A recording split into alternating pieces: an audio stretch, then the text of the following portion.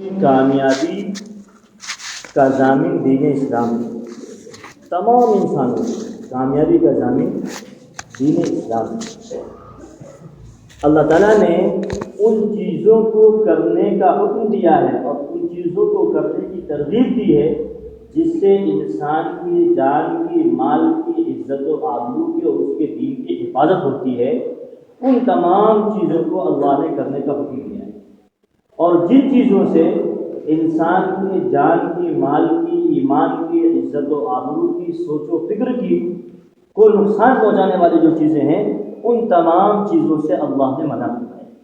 ان تمام چیزوں سے اللہ نے منع فرمایا ہے، اور ان سب کا مقصد ہے کہ اللہ نے ان کاموں کے کرنے کا حکم دیا جس سے انسان کو فائدہ ہوتا ہے، اور ان کاموں سے منع کیا جس سے نقصان ہوتا ہے۔ ان تمام چیزوں کا مقصد یہ ہے کہ اللہ ہم سے راضی ہو جائے اور اللہ کے فضل عظیم جنت کے ہم مستحق بن جائیں۔ اس لیے اللہ تبارک و تعالیٰ نے اوامر پر عمل کا حکم دیا ہے، معروفات پر عمل کا حکم دیا ہے، اور منکرات سے اللہ نے روکا ہے۔ اسی لیے اب یہ چیزیں ہماری زندگی میں کیسے آئیں، یہ چیزیں ہماری زندگی میں کیسے آئیں، اس کی ہمیں فکر کرنا ہے۔ اسی فکر کے لیے اور انسانوں کے دلوں سے اللہ کے غیر کا تعصب ختم ہو، اس کے لیے اللہ نے 1.25 لاکھ انبیاء کو بھیجا ہے، کم ہو گیا اس محنت کے لیے کہ ایک ایک انسان اللہ کی نافرمانی سے بچے اور ایک ایک انسان اچھائیوں کا خوگر بن جائے، ایک ایک انسان کی زندگی سنت و شریعت والی بن جائے، ایک ایک انسان اللہ کی رحمت کا مستحق بن جائے۔ اس کے لیے اللہ نے کم و بیش 1.25 لاکھ انبیاء علیہ الصلوۃ والسلام کو مبعوث فرمایا، اور آخر میں جناب محمد الرسول اللہ صلی اللہ علیہ وسلم کو مبعوث فرمایا، اور حضرت محمد صلی اللہ علیہ وسلم کے ساتھ اللہ نے حضور کو جو امت دی ہے اس امت کو دنیا میں اللہ نے پیغمبری والی محنت کے لیے رکھا۔ پیغمبری والی محنت کے لیے اللہ نے دنیا میں اس امت کو اتارا، اس امت کو اللہ نے رکھا ہے۔ اس لیے اللہ نے قرآن میں فرمایا کہ قرآن ہدایت کی کتاب ہے انسانوں کے لیے۔ قرآن ہدایت کی کتاب ہے انسانوں کے لیے، اور نبی تمام کافۃ للناس، نبی رحمت ہے تمام انسانوں کے لیے، نبی رحمت ہے تمام انسانوں اور تمام مخلوقات کے لیے، اور اللہ رب العالمین ہے، ساری کائنات کو پالنے والا، ساری کائنات کو چلانے والا، ذرے ذرے کا مالک اللہ ہے۔ اور جب نمبر آیا اس امت کا تو اللہ نے کہا اخرجت للناس، اخرجت للناس، محمد صلی اللہ علیہ وسلم کی امت کو اللہ نے انسانوں کے لیے پیدا کیا، اخرجت للناس، لوگوں کے لیے بنایا اللہ نے۔ اس مقصد کے لیے اللہ نے دنیا میں اسے رکھا۔ حضرت محمد صلی اللہ علیہ وسلم نے اس مقصد کو صحابہ کو سمجھایا، اور صحابہ نے اس مقصد کو سمجھا تو صحابہ کیا کہتے تھے؟ ابتعثنا اللہ، ہم بھیجے گئے، کیا کہتے تھے؟ ہم بھیجے گئے ہیں دنیا میں، کس کے لیے؟ کہ لوگوں کے دلوں سے اللہ کے غیر کا تعصب نکال کر ایک اللہ سے ہونے کا یقین لوگوں کے دلوں میں بیٹھائیں۔ اس لیے اللہ نے ہم کو دنیا میں بھیجا ہے، اس لیے اللہ نے ہم کو دنیا میں بھیجا ہے، اور لوگوں کی زندگیاں تنگیوں سے نکل کر وسعتوں میں آ جائیں، اس لیے اللہ نے ہم کو دنیا میں بھیجا ہے۔ ابتعثنا اللہ لنخرج العباد من عبادت العباد الى عباد رب العباد ومن ضيق الدنيا الى سعتها۔ جملہ یہ ہے بہت چھوٹا جملہ، ومن ضيق الدنيا الى سعتها، فرمایا ہم دنیا میں اس لیے آئے ہیں کہ لوگوں کو دنیا کی تنگیوں سے نکال کر ان کو وسعتوں میں لائیں، لوگوں کو دنیا کی تنگیوں سے نکال کر وسعتوں میں لائیں۔ اس لیے کہ جب زندگی میں دین آئے گا تو سکون ملے گا، راحت ملے گی، زندگیوں میں عافیت آئے گی، اور زندگی میں اگر دین نہیں ہے، زندگی میں شریعت نہیں ہے، زندگی میں محمد رسول اللہ صلی اللہ علیہ وسلم کا طریقہ نہیں ہے، سب کچھ ہوتے ہوئے زندگی تنگ ہو جائے گی، سب کچھ ہوتے ہوئے زندگیاں برباد ہوں گی، سب کچھ ہوتے ہوئے ضاقت علیہم الارض بما رحبت. اللہ نے قرآن میں ان 3 صحابیوں کا واقعہ بیان فرمایا.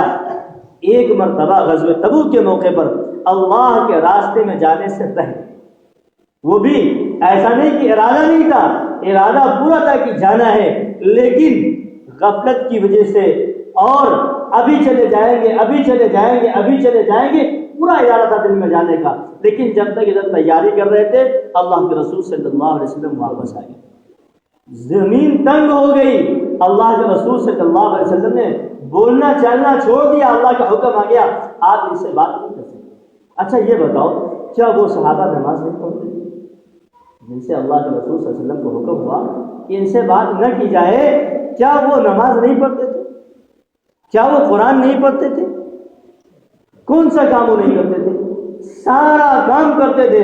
لیکن ایک مرتبہ ذرا سی چوک کی بنیاد پر کتنی بڑی سزائی اللہ کی طرف سے، کتنی بڑی پکڑائی اللہ کی طرف سے، کہ اللہ تبارک و تعالیٰ نے اپنے نبی کو حکم دے دیا، وہ نبی جو امت کی تکلیفوں پر آنسو بہایا کرتے، امت کی تکلیفوں پر رویا کرتے تھے، اس نبی کو، نبی رحمت کو اللہ نے حکم دے دیا کہ آپ ان سے بات نہیں کر سکتے، اس لیے کہ یہ اللہ کے راستے میں نہیں ہے.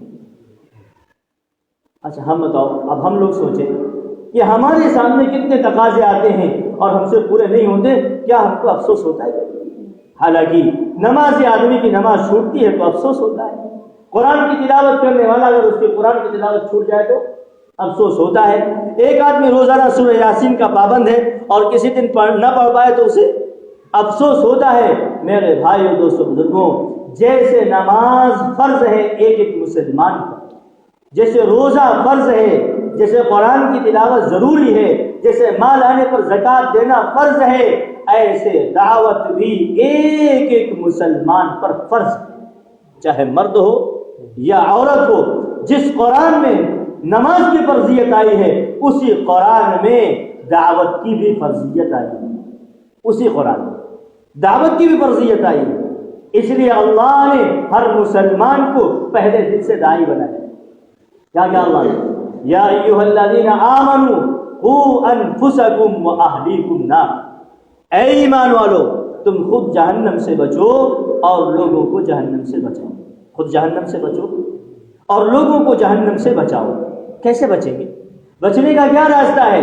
یعنی ہم اللہ کی اطاعت اور فرمانبرداری پر آئیں گے اور لوگوں کو اللہ کی اطاعت اور فرمانبرداری پر لانے کی محنت کریں گے. یہ راستہ ہے ہمارے اور آپ کے بچنے کا. اور دعوت کی محنت اتنی عظیم محنت ہے اور اتنی بنیادی محنت ہے کہ علماء نے لکھا ہے کہ دعوت ایسا عمل ہے، اگر دعوت کی محنت امت میں زندہ ہوگی تو دین کے باقی شعبے زندہ ہوں گے، اور دعوت کی محنت چھوٹے گی دین کے سارے شعبے زندگیوں سے نکل جائیں گے، دین کے سارے شعبے زندگیوں سے نکل جائیں گے. مثال دیا یہ ایک چکی چلتی ہے، چکی تو اس میں ایک سریا لگی ہوتی ہے، اس کے اوپر چکی وہ گھوم رہی ہوتی ہے، تو اگر وہ سریا نہ ہو تو چکی گھومنا بند کر دے گی اور وہ اپنا فائدہ اپنا نفع چھوڑ دے گی. ایسے ہی فرمایا کہ دعوت کی بنیاد اور دعوت کی مثال ایسی ہے جیسے چکی میں لگی ہوئی وہ کیل اور میخ کی ہے، وہی مثال دعوت کی ہے. دعوت اگر امت میں زندہ ہے تو نماز بھی زندہ ہوگی، روزہ بھی زندہ ہوگا، حج کرنے والے بھی لوگ بنیں گے، راتوں کو اٹھ کر رونے والے بھی ہوں گے، تعلیم و تعلم والے بھی ہوں گے، سیکھنے سکھانے کا بھی لوگوں میں جذبہ پیدا ہوگا. اور اگر دعوت کی محنت چھوٹے گی تو تعلیم و تعلم کا لوگوں کے اندر سے شوق ختم ہو جائے گا. لوگ اپنے بچوں کو دینی مدارس اور دینی مکاتب کی طرف متوجہ کرنے کے بجائے لوگ اسکول اور کالج اپنے بچوں کو، دعوت کی محنت ہوگی لوگ نمازی بنیں گے، دعوت کی محنت ہوگی تو لوگوں کے اخلاق بنیں گے، دعوت کی محنت ہوگی لوگوں کے معاملات صاف ستھرا ہوں گے. زندگی کا ہر شعبہ دعوت سے متعلق ہے، زندگی کا ہر شعبہ دعوت سے متعلق ہے. اس لیے انبیاء کی تاریخ یہ ہے کہ انبیاء کو تمام حکموں سے پہلے دعوت کا حکم ملا. تمام نبیوں کی یہ تاریخ ہے کہ تمام نبیوں کو ہر عمل سے پہلے دعوت کا عمل ملا. حضرت محمد صلی اللہ علیہ وسلم پر علماء بیٹھے، آپ جانتے ہیں نماز کس سن میں فرض ہوئی، آپ جانتے ہیں روزہ کس سن میں فرض ہوا، آپ جانتے ہیں حج کس سن میں فرض ہوا. لیکن دعوت یہ بنیادی چیز تھی۔ محمد الرسول اللہ صلی اللہ علیہ وسلم کو جس دن قرآن کی پہلی وحی آئی ہے اسی دن سے یہ ذمہ داری مل گئی، قم فانذر وربک فکبر وثیابک فطہر والرجز فاہجر ولا تمنن تستکبر۔ اللہ نے اپنے نبی کو کہا کہ بس اب کھڑے ہو جائیں، بس اب کھڑے ہو جائیے۔ نبی کو سب سے پہلے اپنے اوپر ایمان لانا فرض ہے، اس لیے کہا یا ایھا الذین آمنوا۔ اگر نبی ایمان تو ہے ہی ہے اس کا، اور نبی کو سب سے پہلے اپنی نبوت پر ایمان لانا ضروری ہے۔ پہلے دن حکم ہو گیا، اب آپ کو دعوت کی محنت کرنا ہے، اور ایسی عظیم محنت کہ امام الانبیاء حضرت محمد صلی اللہ علیہ وسلم کعبے کی وہ مقدس سرزمین جہاں ایک نماز کا ثواب 1,00,000 نمازوں کے برابر ہے۔ ایک نماز کا ثواب، ایک نماز کا ثواب 1,00,000 نمازوں کے برابر ہے، اور وہ مقدس سرزمین جہاں ہر وقت اللہ کی خصوصی رحمتوں کا نزول ہوتا ہے، خصوصی رحمتوں کا۔ ہر وقت فرشتوں کا جھنڈ اور فرشتوں کا گروہ کعبے کا طواف 24 گھنٹے کرتا ہی رہتا ہے۔ یہاں تک لکھا ہے کہ جو ملائکہ اور جو فرشتے طواف کر کے چلے جاتے ہیں قیامت تک ان کا نمبر نہیں آئے گا۔ اس طریقے سے 24 گھنٹہ طواف میں لگے ہوئے ہیں۔ تمام انبیاء نے جس گھر کا طواف کیا ہے اور جس دروازے پر پہنچ کر حضرت آدم علیہ السلام کی توبہ قبول ہوئی ہے، اس مقدس سرزمین کو اللہ اپنے نبی اپنے حبیب سے کہہ رہا ہے، اے محمد صلی اللہ علیہ وسلم اب آپ اس سرزمین کو چھوڑ کر مدینے ہجرت کر کے چلے جائیں۔ کیوں ہجرت کرائی؟ کیا نبی کو اپنے گھر سے پیار نہیں تھا؟ اپنے آبائی وطن سے محبت نہیں تھی؟ کیا محمد الرسول اللہ صلی اللہ علیہ وسلم کو کعبے سے محبت نہیں تھی؟ کیا محمد الرسول اللہ صلی اللہ علیہ وسلم کو جس اللہ نے نبی بنایا ہے اس اللہ کے اندر یہ طاقت نہیں تھی؟ سب کچھ ہوتے ہوئے، ساری چیزوں کو ہوتے ہوئے جب مکے میں دعوت کی محنت کرنا مشکل ہو گیا، حالانکہ نماز سے کسی نے نہیں روکا، نماز سے کسی نے نہیں روکا، انفرادی سب اپنی نماز پڑھ سکتے تھے اور پڑھتے تھے، انفرادی عبادات ہوتی تھی، لیکن دعوت کی محنت نہ کرو، یہی مسئلہ۔ کچھ لوگ آئے خواجہ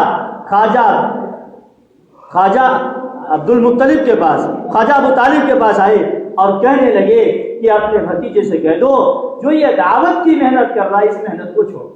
کیا دعوت کی محنت جو کر رہا ہے اس محنت کو چھوڑ دے، اس لیے کہ اس محنت سے لوگوں کے دل بدلیں گے، اس محنت سے مردہ دلوں کو روشنی ملے گی، اس محنت کے راستے سے لوگ کفر اور شرک اور اللہ کی نافرمانی سے توبہ کر کے ایک اللہ کی عبادت پر آئیں گے۔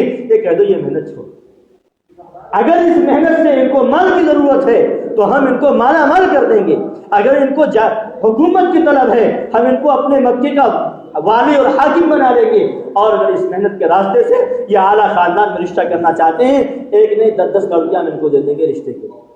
یہ مکے والوں نے آ کر کے کہا خواجہ ابو طالب سے، اور اللہ کے رسول صلی اللہ علیہ وسلم کو سمجھانے لگے۔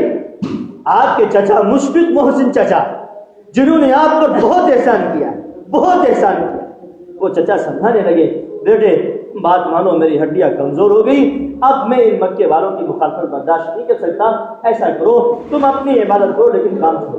کیا کرو؟ کام چھوڑو۔ محمد الرسول اللہ صلی اللہ علیہ وسلم نے کہا اے چچا جان اگر ایک ہاتھ میں سورج اور ایک ہاتھ میں چاند رکھ دیا جائے، کیا مطلب؟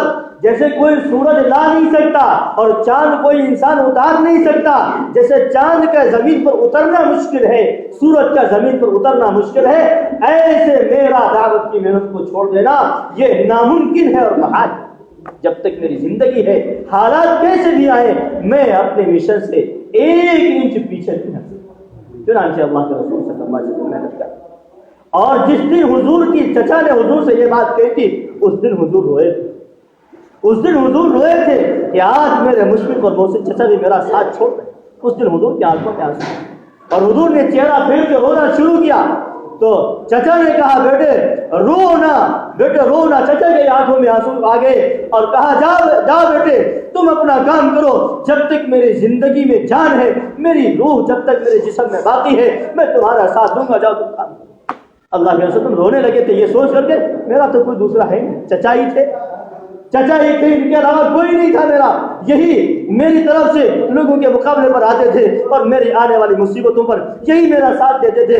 آج میرے چچا بھی میرا ساتھ چھوڑے، اس لیے حضور رونے لگے اور روتے ہوئے حضور نے کہا تھا میں کام کو نہیں چھوڑ سکتا۔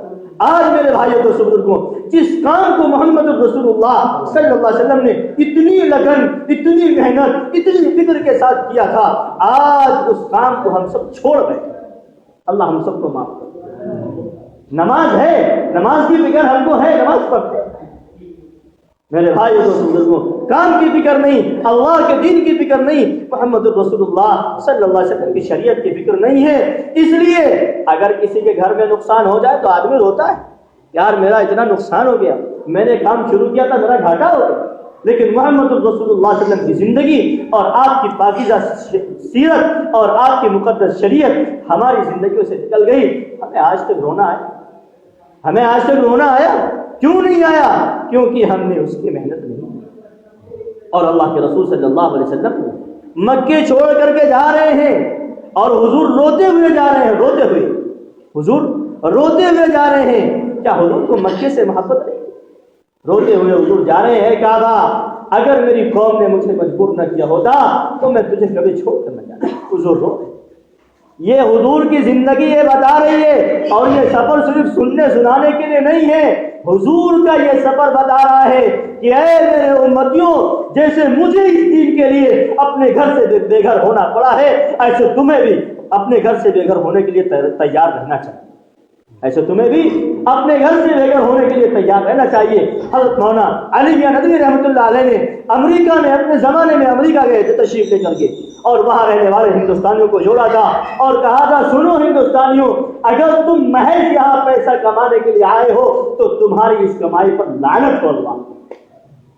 اگر تم محض پیسہ کمانے کے لیے، تمہارا یہ سفر ٹھیک نہیں ہے، تم یہاں آئے ہو، اللہ نے تمہیں یہاں اس لیے بھیجا ہے کہ تم یہاں اللہ کے دین کی محنت کرو، لوگوں کو مسجدوں سے جوڑو، ان کے دین کی فکر کرو۔ حضرت محمد صلی اللہ علیہ وسلم کی زندگی سے، حضور کی زندگی کو دیکھیں، آپ علیہ الصلوۃ والسلام نے مشورہ کیا، 6 صحابہ کو حضور نے مشورہ کیا، بلایا 6 صحابہ، اور 6 صحابہ کو حضور نے تیار کیا کہ تمہیں فلاں فلاں ملک میں دین کی محنت کے لیے جانا ہے۔ اس میں سے 5 صحابی تو وہ ہیں، 5 صحابی تو وہ ہیں جنہوں نے ان ملکوں میں اپنی قبر بنوا لی، 1 صحابی وہ ہیں جو حضور علیہ الصلوۃ والسلام کے انتقال کے بعد مدینے واپس آئے، جبکہ مدینے کی نماز حضور صلی اللہ علیہ وسلم کے پیچھے کی نماز، حضور علیہ السلام کی امامت کی نماز، کیا اس نماز کا مقام ہوگا؟ لیکن پھر بھی صحابہ نے دین کے تقاضوں کے لیے سب کچھ چھوڑا ہے۔ کیوں؟ سب سے مقدس اور سب سے مقدم عمل وہ دعوت کا عمل، دعوت کا عمل ہوگا، دین کے سارے شعبے زندہ ہوں گے، دعوت کا عمل چھوٹے گا، دین کے سارے شعبوں پر پانی پھر جائے گا، سارے شعبوں پر پانی پھر جائے گا۔ دعوت کی محنت سے دین کی عظمت دل میں پیدا ہوتی ہے، ایمان کی عظمت، نماز کی عظمت، علم کی عظمت، اللہ کے ذکر کی عظمت، اور انسانوں سے ہمدردی اور محبت اور اللہ کے لیے کام کرنے کا جذبہ دل میں پیدا ہوتا ہے دعوت کی محنت سے۔ اور جب یہ جذبہ پیدا ہوگا، جب ایمان کی، اسلام کی، دین کی حقیقت دل میں آئے گی، پھر اب دین کے لیے اپنا جان بھی لگانا، اپنا مال لگانا، اپنے بچوں کو وقف کر دینا پوری زندگی کے لیے، یہ سب آسان ہوگا۔ لیکن یہ کب ہوگا؟ جب دین کی عظمت دل میں آئے گی، اور دین کی عظمت تو دعوت کی محنت سے آئے گی۔ صحابہ نے ایسی قربانی دی، اللہ کے رسول صلی اللہ علیہ وسلم نے فرمایا کہ تمہیں جانا ہے فلاں ملک میں، رحمکم اللہ، اللہ تم پر رحم کرے۔ اور آگے اللہ کے رسول نے عجیب بات فرمائی، عجیب بات فرمائی، قرآن پڑھیے، ساری چیزیں آپ کو قرآن میں ملیں گی۔ حضور نے فرمایا کہ تم ویسا نہ کرنا جیسا عیسیٰ علیہ السلام کے حواریین نے کیا، کیا نہ کرنا۔ پھر حضور نے خود بیان کیا کہ عیسیٰ علیہ السلام نے اپنے ماننے والوں کو ایک دن بلایا اور کہا کہ تمہیں فلاں ملک میں جانا ہے۔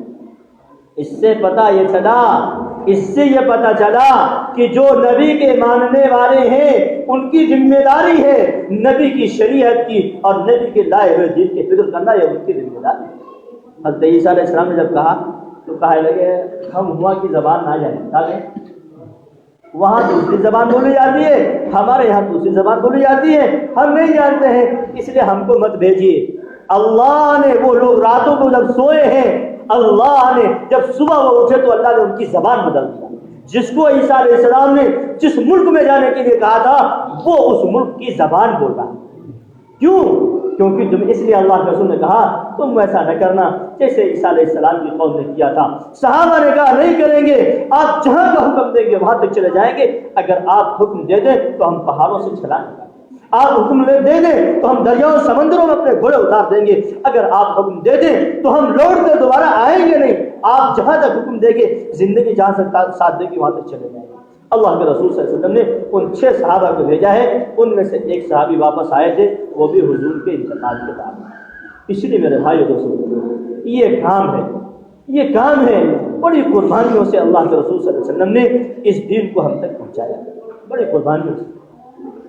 بس یہ آخری بات ہے، اللہ کے رسول صلی اللہ علیہ وسلم نے فرمایا انا لکم بمنزلۃ الوالد، حدیث ہے نا، یہ حدیث ہے، اللہ کے رسول نے فرمایا انا لکم بمنزلۃ الوالد، میں تمہارے درمیان بالکل تمہارے باپ کی طرح ہوں، بالکل تمہارے باپ کی طرح ہوں۔ کیا مطلب ہے کہ میں تمہیں دین دے کر کے جا رہا ہوں، اب اس دین کو بچانا اور اس دین کو ترقی دینا اور اس دین کی ترقی کے لیے اپنا جان مال قربان کرنا، اے مسلمانوں یہ تمہاری ذمہ داری ہے۔ اسی لیے تو حضرت محمد صلی اللہ علیہ وسلم کا پورا خاندان لٹ گیا، پورا خاندان حضور کا کام آ گیا، کس بنیاد پر؟ اللہ کے دین کی بنیاد پر۔ اس لیے نیت کرو میرے بھائی دوستوں کہ انشاءاللہ محنت کریں گے انشاءاللہ، اور ہر سال 4 مہینے اللہ کے راستے میں لگائیں گے۔ اور دوسرے سال کے لیے مولانا سعید صاحب ہمارا بھی نام لکھ لیں انشاءاللہ، دوسرے سال کے لیے مولانا طلحہ صاحب ہمارے ان کا بھی نام لکھ کے، مولانا خالد صاحب ہیں یہ بھی ماشاءاللہ تیار ہے۔ یہ علماء دوسرے سال کے لیے تیار ہیں، اور دوسرے سال کی 12 جماعتیں تیار ہیں جانے کے لیے، اور 6 جماعتیں اس وقت بیرون ملکوں میں دوسرے سال کے لیے علماء کی کام کر رہی ہیں۔ 6-7 جماعتیں کام کر رہے ہیں دوسرے سال کی، اور اس وقت اپنے ملک میں 1200 تقریباً علماء سال میں چل رہے ہیں، 1200-1300 علماء سال لگا رہے ہیں۔ اللہ کا فضل ہے، کام اللہ کا ہے، اللہ کرائے گا، جو ہمت کرے گا، جو اپنے اندر قوت پیدا کرے گا اور جو اللہ کے بھروسے پر کھڑا ہوگا اللہ اسے کام دے گا، اور اللہ لے رہے ہیں۔ اس لیے میرے بھائی دوستوں آپ ہمارا بھی ارادہ کرو کہ انشاءاللہ ہم سب لگائیں گے، جن شادیوں کے ماشاءاللہ اللہ قبول فرمائے،